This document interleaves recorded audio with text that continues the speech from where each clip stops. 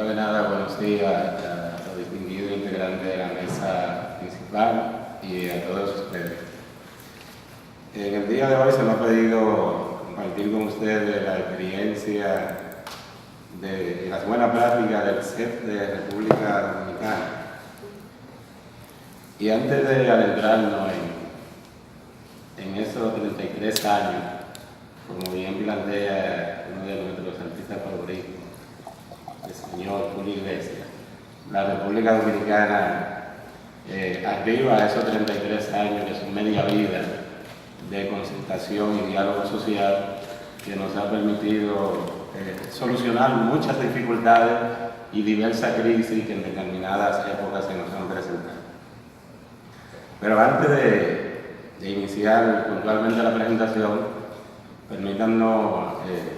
en nombre del Consejo Económico y Social de República Dominicana, de su presidente, Monseñor Agripino Núñez Collado, y su directora ejecutiva, Iraima Capriles, agradecer a la cooperación española el continuar fortaleciendo y contribuyendo a la consolidación de la concertación social con la finalidad de que logremos encontrarle la finalidad objetiva a ese concepto de cohesión social que hasta ahora es difícil encontrar una definición concreta sobre el mismo.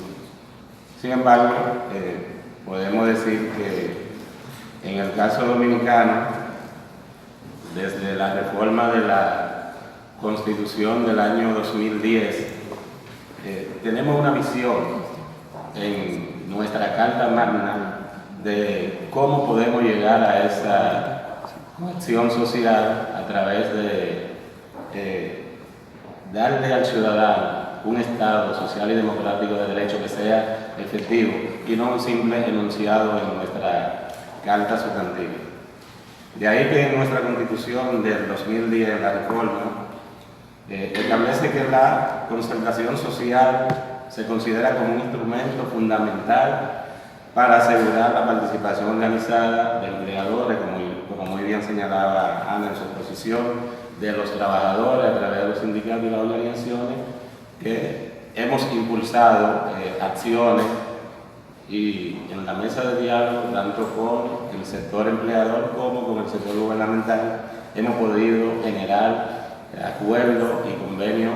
y con el apoyo de la OIT también, soluciones a esos conflictos, cada uno en la mesa de negociación, planteando sus posiciones desde su naturaleza lógica, de los intereses de cada sector, pero llegando en cada momento a un punto armónico común de consenso para buscar la solución que sea viable a las situaciones que se nos presentan. Por otro lado, el magistrado presidente del Tribunal Constitucional de la República Dominicana, uno de los relatores de la reforma constitucional del 2010, sostiene que la concertación social representa esa sinergia que se da entre los diferentes actores profesionales, tanto del sector económico como laboral y social. Quiere decir esto que la concertación social y el diálogo social tiene que ser siempre inclusivo y donde participemos todos. En el día de ayer, cuando José Lorenzo presentaba su exposición, se refería a un concepto que a nosotros en República Dominicana y a mí particularmente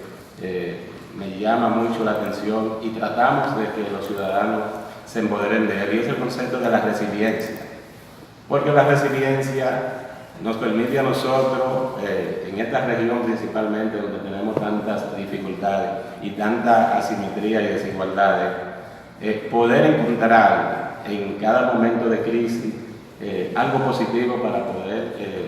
resolver los problemas y poder tener una mirada futura, como también decía Ana en su exposición. En otro contexto, el presidente del Consejo Económico y Social considera que la concertación social es el procedimiento indicado para identificar y determinar políticas y estrategias en un esfuerzo mancomunado de todos los actores de la sociedad y que sean representativos, según también de esa parte. para la búsqueda de consejos mínimos que permitan superar esos conflictos. Como el efecto, en República Dominicana hemos logrado superar esos conflictos siempre con una tendencia hacia el interés colectivo general y cada uno de los sectores cediendo algo de lo que ellos entienden que deben defender y mantener. En una mesa de diálogo y de negociación tenemos que tener claro que se va a plantear posiciones y luego tenemos que ceder en algo para ganar en otro. O sea, debemos ver el diálogo social como un ganar-ganar. Y de ahí la pertinencia de que existan los consejos económicos y sociales en cada una de nuestras naciones. Y aprovecho esta breve presentación para invitar a aquellos países hermanos que se encuentran aquí presentes hoy y a los que no están también, para que nos convirtamos en promotores de que en nuestras naciones puedan existir estos órganos de concertación social como la mejor vía para poder encontrar salidas y alternativas viables a los diversos problemas que nos afectan y poder entonces, conjuntamente con el gobierno, implementar políticas que vayan cerrando esa brecha de desigualdad y de inequidad que afecta a nuestra sociedad. Se habla mucho del caso del papel de la mujer y cómo todavía tenemos unas asimetrías, por ejemplo, en las remuneraciones. En República Dominicana esto también es una realidad. La mujer, a pesar de que se ha ido insertando en el mercado laboral, ocupando el espacio que le corresponde por su capacidad, no porque tengamos que regalárselo a través de una normativa que no es lo determinante, sino que cada Estado y cada ciudadano respete a su conciudadano dentro del contexto que le corresponde como tal, de acuerdo a la dignidad humana. Finalmente, para no cansarle con planteamientos de expertos en materia de concertación social, quiero referirme a este gran jurista y académico uruguayo, Américo Pla Rodríguez, que por demás ustedes lo conocen, y él sostiene que la concertación social evoca el intento de lograr mediante acuerdo entre el gobierno y los interlocutores sociales una acción en materia económica y social, y yo le agrego también laboral, porque es un triple. Y para lograr eso entonces se requiere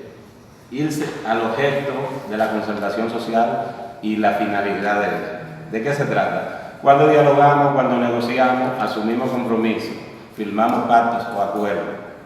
Y ayer se hablaba también, tanto en la exposición de José Lorenzo como al final, cuando ahorita lo presentaba su ponencia sobre la OIT, se hablaba del factor confianza, de la representatividad y de los resultados del diálogo. Cuando Ana concluía su exposición y hablábamos de la representatividad y la legitimación de los CES, esta no es posible si los actores que han pactado un determinado compromiso no lo asumen con la voluntad que manda cada caso en su contexto y se cumple. El cumplimiento de ese compromiso es lo que nos va a dar a nosotros como órgano de concertación social y le llamo el cuarto órgano de control de cualquier Estado, porque a través de los consejos económicos y sociales la ciudadanía puede ejercer ese eje transversal a todo, que es la Contraloría Social. O sea, el seguimiento y monitoreo a cómo nuestras autoridades administran la cosa pública, que en definitiva es propiedad de todos los ciudadanos y nacionales de cada uno de los países. Porque cada miembro de un país, cada nacional, a nuestro modo de ver, viene siendo un pequeño accionista de esa gran empresa, donde delegamos, de acuerdo a nuestro ordenamiento jurídico, cada qué tiempo esas autoridades deben de manejar los recursos públicos en función del interés colectivo, con racionalidad y transparencia, porque sabemos que tenemos muchas necesidades y sin embargo los recursos en nuestra región para nuestro país por lo regular son escasos. En 20 minutos yo creo que no puedo referirme a todos estos antecedentes, voy simplemente a suscribirme a algunos puntuales. y hablaré de la primera etapa de la concertación social en República Dominicana, ya que hemos hablado de los 33 años de Julio Iglesias y de la concertación dominicana. Esta primera etapa surge en el año 1985 y el diálogo social es coordinado en ese momento por quien consideramos República Dominicana, además de realmente ser un sacerdote, el padre de la concertación dominicana, que es Monseñor Agripino Núñez Collado. En ese momento, República Dominicana se encontraba en una fuerte crisis económica, afectada por la inflación, unos acuerdos que el presidente de ese momento había suscrito con el Fondo Monetario Internacional, lo que generó ampliar los niveles de pobreza en República Dominicana y por consiguiente entonces hubo muchos momentos de convulsión, lo que llevó a cabo entonces a que el gobierno, mediante decreto, creara una comisión para que mediante el diálogo pudiera buscar soluciones a la situación de la crisis económica que vivía la República Dominicana a mediados de la década de los 80. En ese primer encuentro, y aquí voy a algo muy importante, muchas veces en la mesa del diálogo social, los propios sectores que intervienen tienen su diferencia entre ellos mismos y no se llega ni siquiera a un acuerdo entre un mismo sector, lo que dificulta entonces poder llegar a la concertación, porque si cada sector no tiene un acuerdo común de hacia dónde quiere dirigir el diálogo y qué pretende lograr y cuál compromiso asumir en el mismo, entonces se dificulta concretar la concertación social. Producto de esas situaciones, en el 85, en República Dominicana hubo que decidir que cada sector, luego en su propio seno, se reuniera y luego volviéramos a una segunda etapa con propuesta unificada para poder llegar entonces a un pacto, como el efecto ocurrió en la segunda etapa cuando en 1986 se retoma el diálogo encabezado por Agripino Núñez Collado, y producto de ese diálogo se logra el primer acuerdo tripartito en la República Dominicana, donde el sector laboral tuvo la voz cantante demandando un aumento salarial, que se ampliara la exención impositiva a los trabajadores y a los asalariados a un nivel de ingreso, lo cual fue aceptado por el gobierno. Luego de esta primera experiencia y primer acuerdo, en el año 1990, República Dominicana vuelve a ser afectada por una crisis económica y también política, lo que lleva entonces al gobierno de turno también a convocar nueva vez a un proceso de diálogo encabezado por la Pucamaima y Monseñor Agripino Núñez Collado. Producto de ese diálogo entonces se llegaron a tomar una serie de medidas en beneficio de la población para poder contrarrestar todas estas situaciones que nos afectaban en materia económica. Luego de ese pacto de solidaridad económica, viene entonces el pacto que yo considero más importante que hemos logrado en la República Dominicana, y fue el pacto de reforma al Código Laboral, conocido como Código Trujillo. Digo que es el pacto más importante porque el Código Laboral dominicano, aprobado mediante la Ley 16-92, precisamente en ese año, en 1992, en el ordenamiento jurídico dominicano introduce una novedad, y es la celeridad en los procesos y el preliminar de conciliación como una resolución alternativa de conflicto, lo que quiere decir que el empleador y el trabajador, cuando se ven afectados en la República Dominicana con una situación de diferendo, de conflicto en materia laboral, sea por prestaciones, por incumplimiento de alguna de las partes, porque tiene deber el empleador, pero también tiene deber el trabajador, tiene derecho el empleador y también tiene derecho el trabajador. Entonces, la conciliación en República Dominicana nos ha permitido a nosotros poder resolver muchos problemas de manera amigable entre empleadores y trabajadores. Esto no quiere decir que no tengamos una vasta jurisprudencia en materia de sentencia que por lo regular terminan beneficiando a los trabajadores. De ahí que en este momento en República Dominicana nos encontramos en una en un debate de la reforma a este Código Laboral de 1992, donde los empleadores están demandando la eliminación de la cesantía y que se apruebe un seguro de desempleo. Sin embargo, el seguro de desempleo para economía como la de República Dominicana y el índice de empleabilidad de nuestro país es un punto que hay que analizarlo con pinzas, porque los seguros de desempleo funcionan muy bien en aquellas naciones donde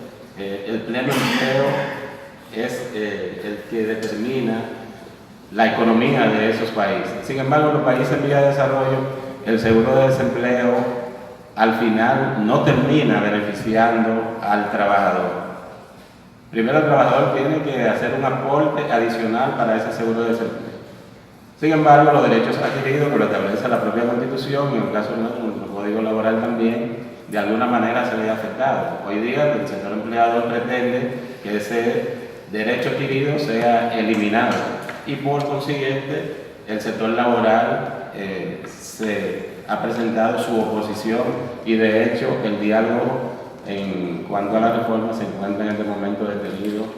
porque el sector laboral no está dispuesto a ceder en cuanto a los derechos adquiridos.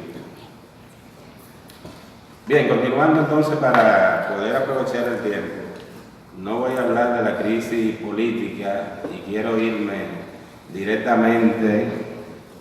a la parte de la evolución y experiencia del Consejo Económico y Social de República Dominicana. En el año 2005, precisamente al cumplirse 2 décadas de iniciar la primera etapa del diálogo social en República Dominicana, el presidente de la República, Leonel Fernández, emite el decreto 1305 y crea el Consejo Económico y Social e Institucional, conocido como CESI. Todavía, aunque tenemos una ley orgánica, se mantiene vigente la estructura que manda el decreto porque la ley está en proceso de reglamentación en una comisión de la cual nosotros tenemos el honor de formar parte.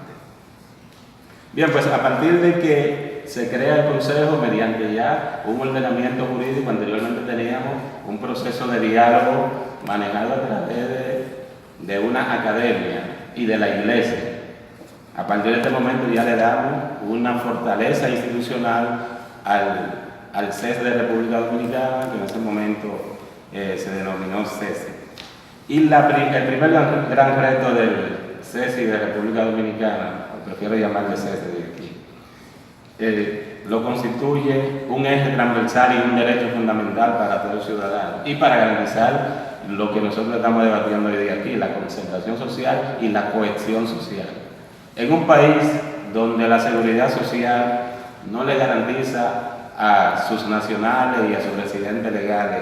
una protección, valga la redundancia, social efectiva e integral, no podemos hablar de cohesión social. Porque en la medida que un ciudadano se ve afectado por una necesidad o una condición de salud y el sistema de su Estado no le puede garantizar la cobertura, sea él contributivo, sea él una persona que contribuye de manera asalariada o de manera indirecta a través de los impuestos cuando consume. Yo creo que fortalecer y llevar a los sistemas de seguridad social, y aquí va una reflexión para la OIT, creo que está por ahí, y también está Diana, para dentro de la política y los convenios, los acuerdos de la OIT, poder fortalecer los sistemas de seguridad social de cada una de nuestras naciones. Y decía que el primer reto fue el seguro familiar de salud del régimen contributivo en República Dominicana. En República Dominicana tenemos un sistema de seguridad social que protege a la población de acuerdo a su capacidad contributiva y a su nivel de ingreso. Los asalariados están en un régimen contributivo y la persona desempleada con discapacidad e indigente está en un régimen subsidiado que se financia con las contribuciones de los impuestos generales de la nación. Entonces, el régimen contributivo del Seguro Familiar de Salud, aunque la Seguridad Social en República Dominicana inicia en el año 2001, no fue hasta el 2007 cuando, producto de que el Consejo Económico y Social,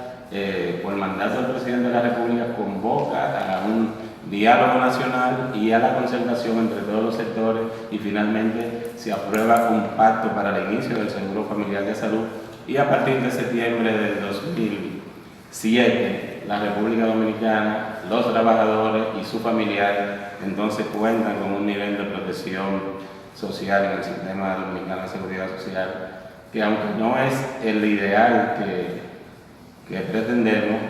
ha venido a superar el anterior sistema que teníamos. Luego de ese pacto para el Seguro Familiar de Salud, en el 2009 todos sabemos que el mundo fue afectado por una crisis económica mundial. El presidente de la República en ese momento también, a través del Consejo Económico y Social, y aquí volvemos a la importancia y la pertinencia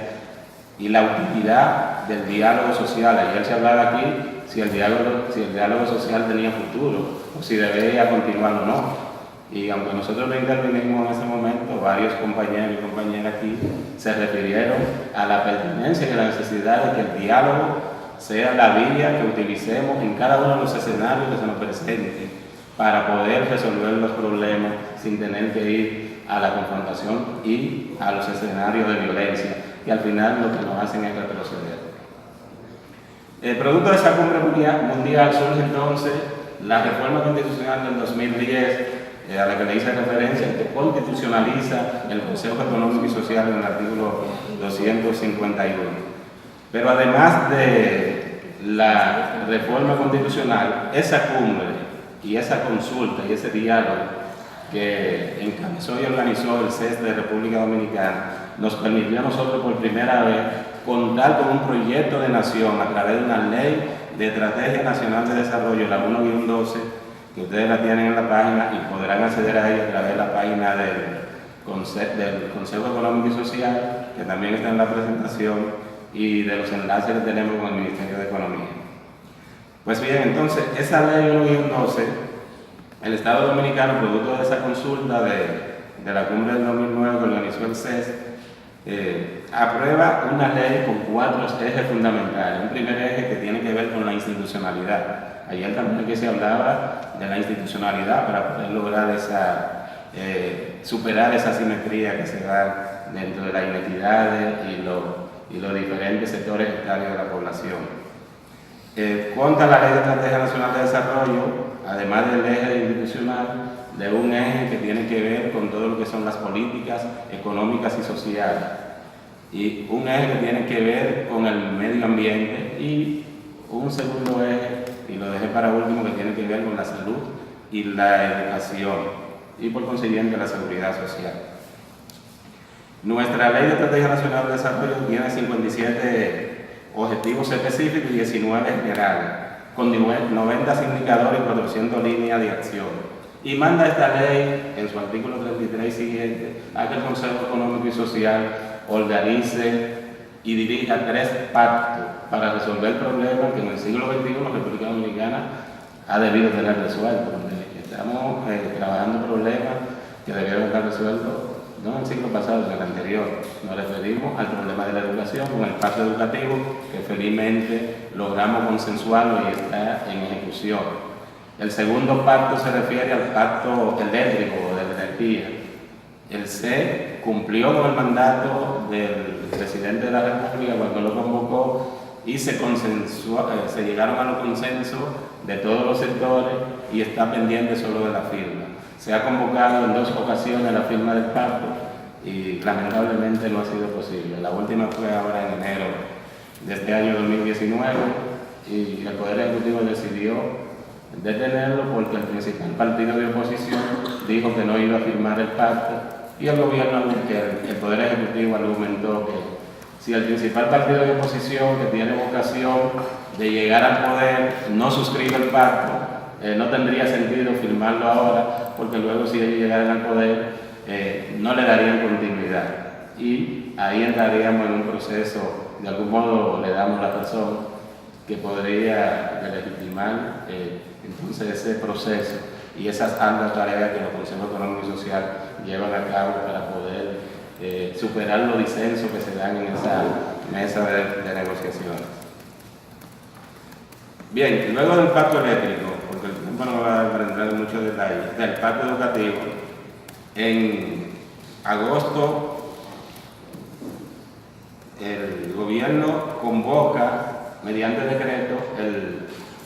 el pacto eléctrico y le dio un plazo de unos 7 u 8 meses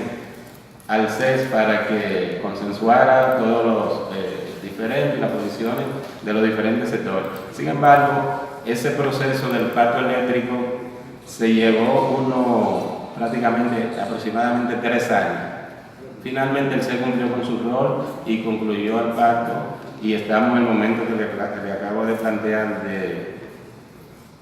de la firma para luego comenzar a implementarlo.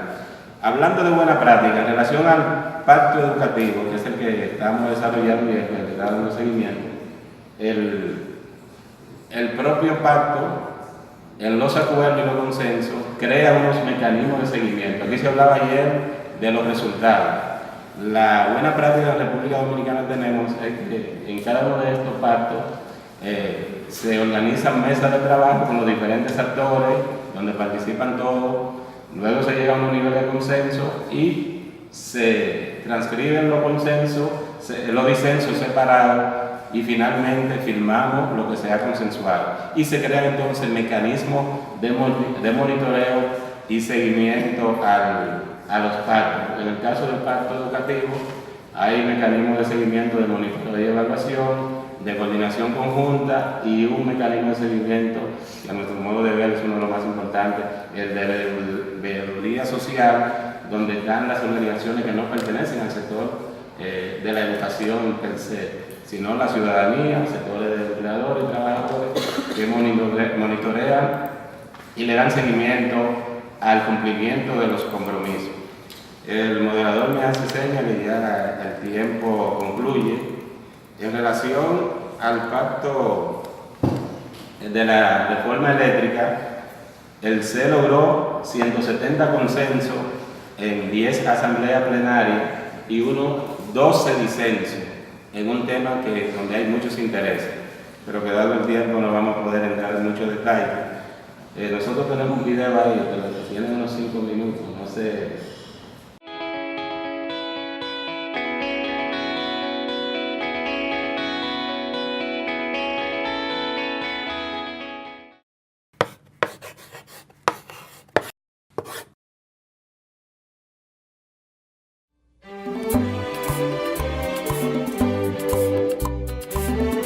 La puesta en marcha de este pacto educativo,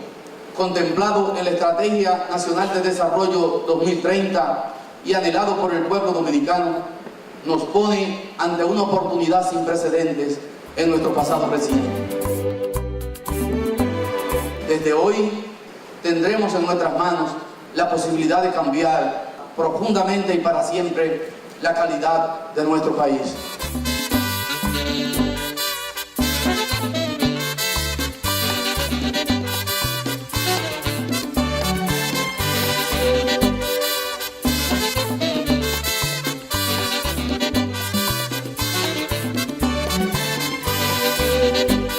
Para el Consejo Económico y Social de la República Dominicana es un gran honor estar aquí con todos ustedes en esta apertura de la consulta territorial para el Pacto Nacional para la Reforma Educativa,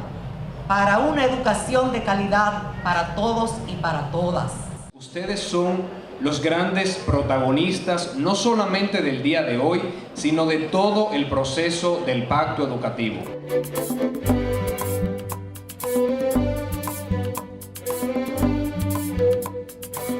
Nos alegra profundamente comprobar que cuando hemos solicitado a la ciudadanía su colaboración en este proceso de reforma, su respuesta ha sido abrumadoramente positiva.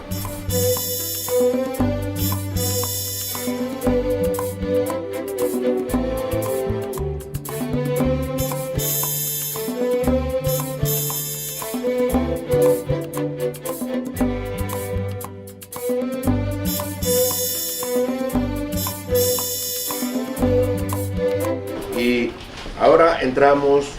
en lo que se llama, o en la metodología se definió como la tercera fase,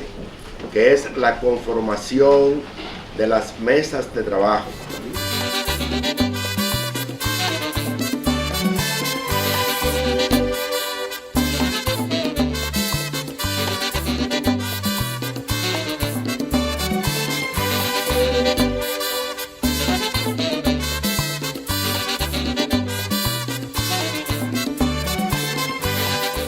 Tenemos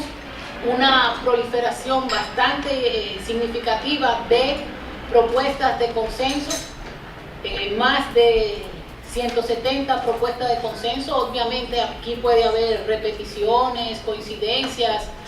que están siendo sujetas de análisis, y alrededor de 30 disensos, posiciones de disensos, de todas las 10 mesas de trabajo.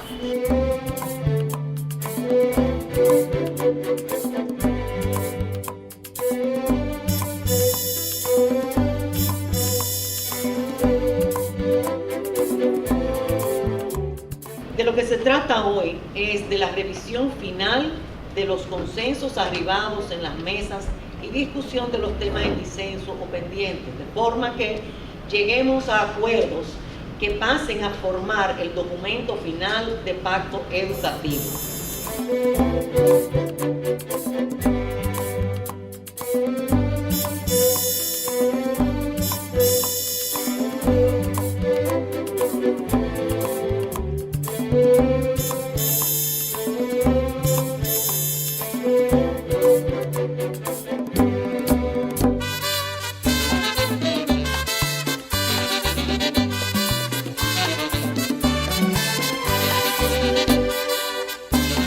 Señoras y señores, en la República Dominicana ha llegado la hora de la educación.